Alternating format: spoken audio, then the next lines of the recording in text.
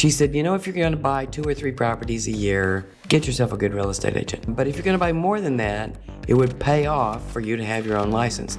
Knowing what I know now, I disagree with that. Because I've seen people do that, get a license because it's very easy to do, and then royally screw up. Lynn Morgan, she and her husband Wayne owned the Austin Real Estate School. I think it's called Austin Business Institute now. And she, of course, was talking about getting your license, going to school to get your license. And she said, if you're going to buy 2 or 3 properties a year, get yourself a good real estate agent. But if you're going to buy more than that, it would pay off for you to have your own license. Knowing what I know now, I disagree with that. Because I've seen people do that, get a license because it's very easy to do, and then royally screw up what they're buying, not have a lot of knowledge. They need a lot more than that. So I think that was not great advice. However, I took it and I said, I will go to real estate school.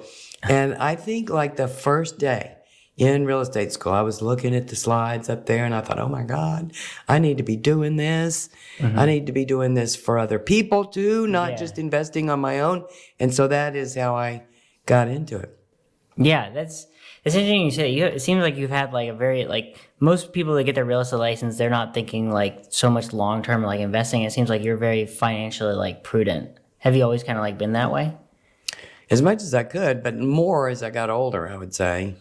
Didn't have a lot to begin with, and raised a couple of kids on a construction guy's salary. So we pinched pennies and we barely made it by for a lot of years. So when we got to a point where we could put some back, it was like dire. We need to figure out how we could ever retire. Yeah. So I was driven, I would say. Yeah, driven. One of the things that you mentioned that I thought was interesting is like you mentioned for like investors, so like if you're buying more than like 2 or 3, then you should get your own license. And you said that like you did that, but you actually don't suggest that for other people. No. And so what's your thought process behind that? I've seen people really screw up because they don't know the due diligence they need to do when it comes to buying. I've talked to people who were investors with a license, right? And they don't know the difference between an appraisal and an inspection.